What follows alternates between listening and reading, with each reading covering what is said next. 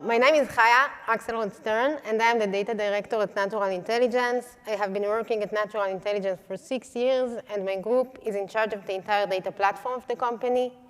And today, I'm super excited to share a big migration project we have worked on in the last year, moving from an old Redshift-based warehouse to a newly modern lakehouse architecture based on Snowflake with Apache Iceberg.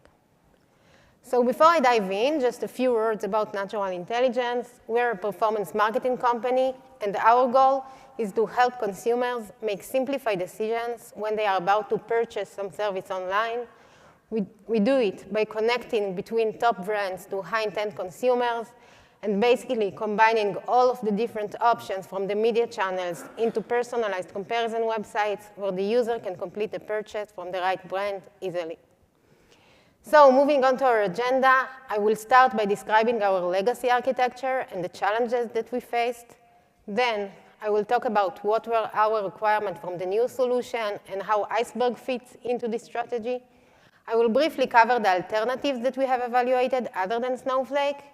And in most of my talk, I will focus on the actual migration journey. I will share with you technical implementation details and considerations. And I will explain how we manage such complex double migration to Iceberg and to Snowflake without breaking existing production operations. And I will end my talk with some post-migration optimization tips and tricks. And I hope that by the end of the session, you will walk away with a clear picture and some practical tools to start a similar journey, whether that's migrating from an external database to Snowflake or even just moving your Snowflake data to Iceberg. So let's dive in. So looking at our architecture as it was just a year ago, so at NI, we receive high-scale events data from our own websites, Best Money and Top 10, check it out, into Kafka topics. Those events are being persisted for a short period of time into S3 bucket, which we refer to as our bronze layer. We also receive data from other sources, such as Salesforce or partner data through Boomi data integration platform. And those raw events are being processed initially by Apache Flink, mainly PII, personal identification information removal, and schema validation. And those clean events are then being persisted into other S3 bucket, which we refer to as our silver layer. The clean silver layer events are also streamed into systems like Kibana and Imply for visualization and real-time analytics. And on top of the silver layer events, we're running hundreds of Spark ETLs that doing the actual core business logic, and enrichments, aggregations, and other transformations. And those gold layer tables are written into Parquet file in other S3 bucket. And we also have Glue catalog on top of it, which acts as our metadata layer. We also have Athena in our stack, mainly for ad hoc investigations. And some of the gold layer tables were also being written directly into Redshift. And the reason that the arrow here is bidirectional is because we made use of Redshift Spectrum in order to query those Hive Parquet tables as Redshift tables. Finally, the BI tool of our organization is Tableau. And 99% of the dashboards in Tableau were powered by the Redshift. So today, I want to focus on this part. So we struggled with several issues with this Redshift part of the architecture. So first, performance, especially when there were several workloads running at the same time. We suffered from high execution times, locked queries, and so on. Second, in Redshift, the storage and the compute were tightly coupled, which meant that when I wanted to scale out for compute, I had to add unnecessary storage and vice versa, which also led to cost inefficiencies and underutilized resources at idle hours. And finally, there was a very high operational overhead around this Redshift. Our team had to run vacuum on table, analyze table, update statistics, killing locked queries, very high operational overhead that the team had to deal with instead of innovating.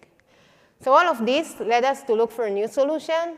And when we started looking for a new solution, we knew exactly what we wanted. So first, performance, scalability, and concurrency. That goes without saying, right? Second, we were looking for a tool that will seamlessly integrate with our existing tech stack, the Glue catalog, the Tableau, the Boomi. We didn't want to build everything from scratch. Also, cost efficiency is always a requirement. And finally, we had another strategic requirement, flexibility to adapt new technologies and to avoid vendor locking. You know, there are so many emerging tools and solutions on the market, each optimized for a different use case. And we didn't want to find ourselves stuck with one vendor or forced into another big migration down the road. So this future-proofing mindset was critical for us, being able to evolve our data platform as our business needs evolve. And that's where Iceberg comes in. So what is Iceberg? So if we look at the traditional structure of a data lake, so first we have the storage layer, such as Amazon S3. Then we have the different file formats, Parquet, JSON, ORC. Then we have the metadata layer, such as the Glue catalog, and the different query engines, Snowflake, Dremio, Spark, DuckDB. And what's added in the recent years is this table format layer, which basically adds metadata and statistic on top of your distributed file system and give you database-like features on top of your data lake, such as you can run insert, update, and delete directly on top of your data lake. No need to replace entire partition every time. You get flexible schema evolution. You can query your table as it was a week ago, an hour ago, even roll back to a specific version. You get high performance. The metadata scanning is much more efficient. And you get ACID transaction on top of your data lake and much more. And finally, you get this multi-engine compatibility that we are after, where you can store your data once and use different engines in order to query it without having to move the data between them.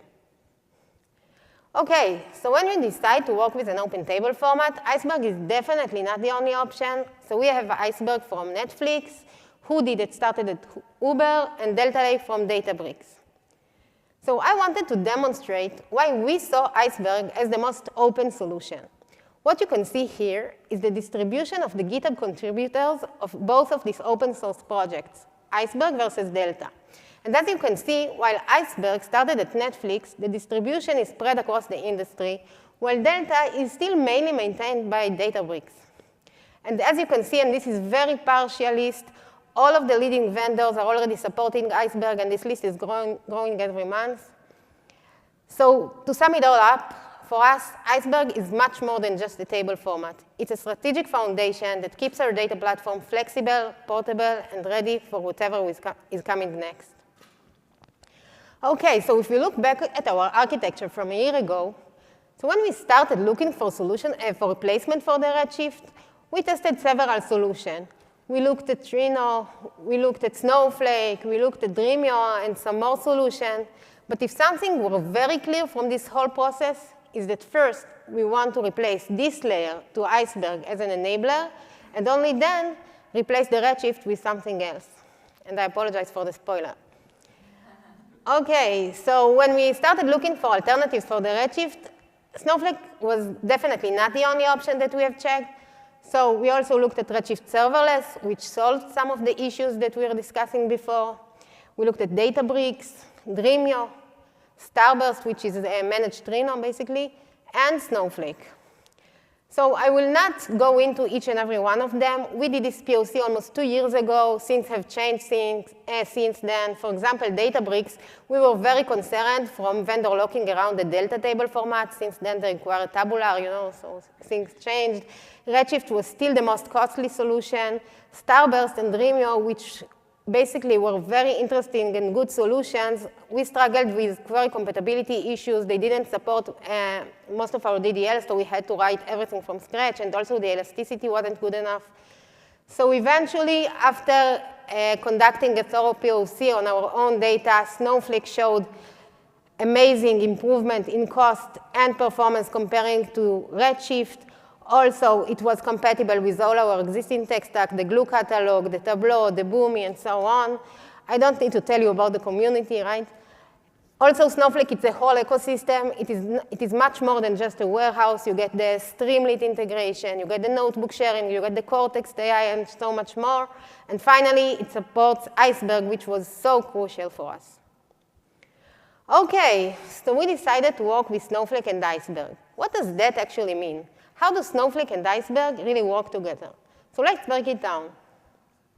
So when you decide to work with Snowflake and Iceberg, you can choose between two options, managed Iceberg and unmanaged Iceberg. So remember that I told you how amazing open table formats are and how many capabilities it provides? But let's be honest, it is also a headache, because someone needs to manage all of that metadata, run compaction jobs, clean up old snapshots, and so on. And in the managed Iceberg option, Snowflake takes care of all of that for you. In the managed option, Snowflake manages the metadata internally and does all the optimization, and it also does it in a way that fits best Snowflake engine. So the results, you get performance that's on par with Snowflake native tables today, which is amazing. But it is locking the metadata into the Snowflake catalog. You actually can sync it with the open catalog, but we are losing some of the interoperability that we were discussing before. So the other option is the unmanaged Iceberg. So with this option, you manage the Iceberg metadata externally, which means that you need to take care of all of the Iceberg maintenance. Snowflake connects your Iceberg table through an external catalog, such as Glue catalog in our case. And I originally wrote here that Snowflake supports read-only to unmanaged table. But just announced this week, Snowflake now supports also write to an external catalog Iceberg tables. And I personally think this is a huge deal. And it really highlights Snowflake's commitment to support a truly open data platform. So it's great. OK, so from all of that reason, we chose to work with unmanaged Iceberg using the Glue catalog integration. OK, so we decided to work with unmanaged Iceberg, which means that we need to take care of all of the Iceberg metadata. So I'm not going to talk today about Iceberg table optimization. That's a whole other talk. But there is one piece that's specifically relevant to Snowflake. And that's what I want to focus on now, the need for metadata refresh. So let's recall for a second how an Iceberg table looks like behind the scenes. So at the bottom, you have the data files, for example, the Parquet files that containing the actual data. Then you have the manifest and the manifest list. And finally, you have the metadata file, which holds the current snapshot of the table. And the Glue catalog entry is pointing to the location of that metadata file. And that's how it knows what an Iceberg table looks like at any given point in time. Now, let's say someone wrote new data into this Iceberg table, for example, some Spark job. So what happens? So new data files are created in the manifest. And finally, there is a new metadata file pointing to the new snapshot of the table. And the Glue catalog is updated to point to the location of that new metadata file. So if I query this table now, I will see the newly added data. But here's the catch. In the unmanaged Iceberg option, Snowflake doesn't actually know that the metadata location has been changed. So if I will query my table from Snowflake at this point in time, Snowflake will not see the newly added data. Because why is that? Snowflake caches the metadata location the first time it queries this table, and it doesn't check the external catalog for updates unless I explicitly tell it to. So of course, Snowflake didn't just leave us with this issue. They let you configure at the external catalog integration or even at specific table, external table integration, a refresh interval. In this example, what I tell Snowflake is every 60 seconds, go and check the Glue catalog for updates to the metadata location. And then it refreshes the metadata location, and everything is good. I will see the newly added data. So that's how it will look like. Amazing, right? But there's a caveat, because the refresh operation is not free. Every time it runs, you pay for it. So if you set this interval too low, it might be expensive and often unnecessary for batch data updates, such as hourly ETL. However, if you set it too high, your tables might be stale for a while, and new writes just won't show up right away. So there is another option, which is the explicit refresh. In this option, Snowflake lets you run manual refresh using the alter Iceberg table command, and then you get precise control when your data is refreshed, and you can run it and pay for it only when the data is really updated. We saw it as the best option for batch ETL processes and infrequent updates. Most of our ETLs are hourly ETL, so we selected this option. So now you might be asking yourself, so how did you actually implement this manual refresh? Did you go back and update every single ETL to trigger the refresh at the end? So of course not. So what we did is developing a single event-driven process that takes care of the refresh of all of our Iceberg tables. So suppose we have some Spark job that updates, that writes data to an Iceberg table and updates the Glue catalog at the end. So what we did is listening to Glue catalog table state change event. Whenever a Glue table is updated, it emits a table state change event. We capture those events using AWS Event Bridge. Here's how it looks like. It contains the database name and the table name. And then once we receive such event, we trigger a Lambda function that runs the alter Iceberg table refresh command in Snowflake. So the end result is, anytime a table changes, Snowflake is updated automatically, but only when it needs to be. No hard-coded logic in our jobs, and no redundant polling of the Glue catalog. OK, cool. So we got things working with Snowflake and Iceberg. The setup decided. Now we need to start the actual migration. And just to give you some context why this migration was so complex, so NI website serves customers across the globe 24/7. We have hundreds of Spark and machine learning pipelines, thousands of tables in the Glue catalog, and more than 400 Tableau reports. And most importantly, there are multiple teams depending on these tables. Data science, data engineers, analytics and BI, MIS, you name it. And we had to do it all without breaking any of this live operation just to complete our technical migration. And just to remind you, we basically had a double migration to manage, from Hive to Iceberg and from Redshift to Snowflake. And it was even more complex than it sounds, because when we started this migration, Redshift, which was our existing production warehouse, didn't even fully support Iceberg, while Snowflake, using the Glue catalog, could read only Iceberg. So we were basically stuck in the middle, one catalog, two table formats. We had to keep our Hive table format to support Redshift, which was still our production, while moving the organization, the entire data lake, to the new format to move the organization to Snowflake. So we had to find a solution that will allow us to migrate but still keep the old format. OK, so with all those challenges in mind, we defined 4 guiding principles for the transition. First, we wanted to complete this migration as fast as we can. We didn't want to sign up with Redshift for another year. Second, whatever we did, we couldn't break existing operations. Third, we wanted this migration to be transparent to users. This is technical migration. We didn't want our analysts to have to change their query, change table names, and so on. And finally, we as a data group didn't want to be blocked by other teams. We wanted to migrate our Spark jobs to write Iceberg as soon as possible without being blocked. OK, so let's drill down to the first half of the migration, which is Hive to Iceberg. I will walk you through the actual migration method that we selected, and then we will move to the next part, which is Redshift to Snowflake. OK, so when talking about migration from Hive to Iceberg, usually we talk about 2 main methods: in-place migration versus dual-write migration. So the idea in the in-place migration is that you do not move any data. You just create Iceberg metadata on top of your existing Parquet files. So you can do it in 2 ways: the migrate procedure, which basically replaces the current table to Iceberg in place, or the add files operation, which registers your existing Parquet file to a new Iceberg table. So this is obviously the most cost-efficient solution. You are not duplicating anything, not the storage, not the compute. But there is a temporary downtime while you switch over the table definition. Rollback is hard because you already changed the table format in production. And finally, all consuming applications must be able to read the new format once I migrated the table, which wasn't really realistic given our limitations, right? So the other option is dual writes. So that means rewriting the entire table to an Iceberg copy, including the data files, at a new location. Usually we do it using CTAS, which is create table as select, and then keep writing everything twice throughout the entire migration period. OK, so on the pro side, this is the most safe solution. Everything keeps running. You can do any validation that you want, side by side. You can move your consumers gradually to the new Iceberg copy of the tables, right?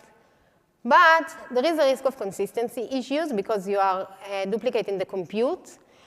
You are doubling everything, so this is a very costly solution. and it increased the maintenance overhead for the entire migration period. And also, it is not exactly transparent to users because the Iceberg copy of the table have a slightly different name, right? So it's not exactly transparent. So after reviewing pros and cons of each of the methods I just described, we decided to go with a hybrid solution that will allow us to proceed with the migration while keeping our guiding principles. Move fast, avoid disruption, stay flexible, and keep things seamless for users. So our hybrid solution consisted of 5 steps. So the first step described a single event-driven process that takes care of migrating our entire Hive data lake to Iceberg at once without having to wait for long ETL migration. So it's basically very similar to what we did in refreshing tables. We listen again to Glue events and using AWS Event Bridge, and every time we detect that a new partition is written into a Hive table, we sync that partition into a corresponding Iceberg table automatically. You can see that the Iceberg copy of the table have a slightly different name with an Iceberg suffix in the database name. This is not exactly transparent, so I will go back to it in a minute, but that's the first part of the solution. So the second part of the solution is the opposite process, Iceberg to Hive. So once we migrate a specific Spark job in production to really write to an Iceberg table, we sync the data back into the Hive table to support existing consumers that haven't yet transitioned. So in that way, we allow legacy consumers to still be able to read the old format without breaking anything. Next part is schema sync. So in order to prevent developers from having to maintain 2 sets of tables throughout the entire migration period, we developed again a single event-driven process that detects that new fields was added to the Hive table and automatically sync that column into the corresponding Iceberg table. This ensures both tables stay aligned and developers can keep working as usual without worried about schema drift and without manual maintenance throughout the migration period. So remember that I told you that it's not exactly transparent because the Iceberg tables have a slightly different name. So in order to solve this part, we use aliases in Snowflake. So suppose this is a query of some Tableau report. So we queried the table funnel clickouts as usual. What we did is using an alias in the Snowflake. So whenever a query calls funnel clickouts, it's actually looking at funnel Iceberg clickouts. How it looks in practice. So when we define the external table definition in Snowflake, when we write funnel clickouts, we point it to the funnel Iceberg clickout. And once we really migrate this table, we just switch this alias, and everything continues to run smoothly, and the consumers don't need to know that anything has changed. And finally, when we finished migrating the Spark job that's writing this data, to write an Iceberg table, and we no longer need the Hive table because all existing consumers have migrated, we just drop this Hive table and register using add files operation the existing Iceberg data files into the original table name. Okay, and just to give you a sense of how efficient this hybrid migration really was, we worked with Snowflake for 10 months in production on top of Iceberg. We just finished to migrate our Hive table to Iceberg, our Spark job to write Iceberg, just recently. So this really worked for several months, and it allowed us to migrate our organization to Snowflake and to continue to innovate without breaking anything along the way. Okay, so we migrated our Hive data lake to Iceberg. Now I will talk about the next part, Redshift to Snowflake. And again, we had to do it all without breaking anything. No confused analysts, no broken dashboards. Okay, so during the transition, we kept our production Tableau environment running on Redshift while spinning up a parallel Tableau environment running on Snowflake. And if you remember, I told you that we have like hundreds of Tableau reports.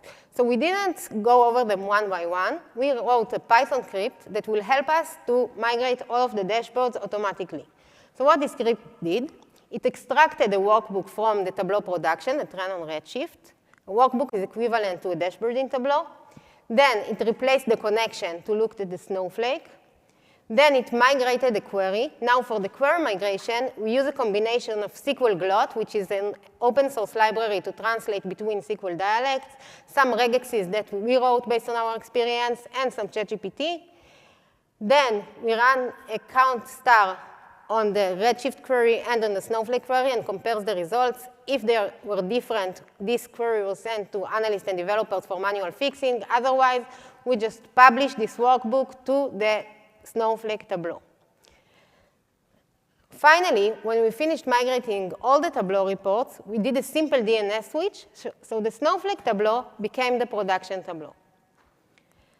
By the way, if I was doing this migration today, we wouldn't build our own conversion. We would have used SnowConvert, which was released since then by Snowflake exactly for this purpose, so you should check this out. OK, so we completed this complex migration, everything running on Snowflake, things are stable. But then, surprise, the cost wasn't as low as we expected. So it was definitely time to fine-tune. So we did several things in order to reduce our cost. So the first thing is Iceberg file size tuning. So we noticed that our Spark jobs produce very, very small files. So we changed them to produce larger files. Now, you should note that in Snowflake, it is not the usual recommendation of half a giga file size. Snowflake is working better with smaller files, so there is a catch in this. Second, if there is one thing that we learned about Snowflake for this migration, it's that you should start with as smallest warehouse as possible and only increase it when you reach full utilization. We assumed that our Tableau queries, for example, were very heavy, so we gave it large cluster. But then we discovered that we need to start smallest and increase once you reach full utilization. But that approach only works if you have smart query routing in place. Because even if 90% of your queries can run on a small warehouse, but 10% are heavy, it causes bottlenecks, it is better to route those queries to a larger warehouse that stays idle most of the day, and keeping all of the queries, the majority of your queries, on a smaller warehouse and pay less in the most of the day. And finally, in Redshift, we were so scared about concurrent queries, so we spread our Tableau extracts, our Spark jobs throughout the hours as much as we could. In Snowflake, it's the opposite, since the pay-as-you-go model, so we batched our query back to the same time in order to utilize our cluster. But beyond all the tuning we just talked about, the biggest cost saver turned out to be something else entirely, which was query optimization. So at first, our goal was just to complete the migration as much as possible and make everything work. But once things stabilized, we shifted focus to another thing, which is optimizing the queries. So I want to give you some examples. So one of the most impactful changes was where we could, we replaced count distinct with approximate count distinct.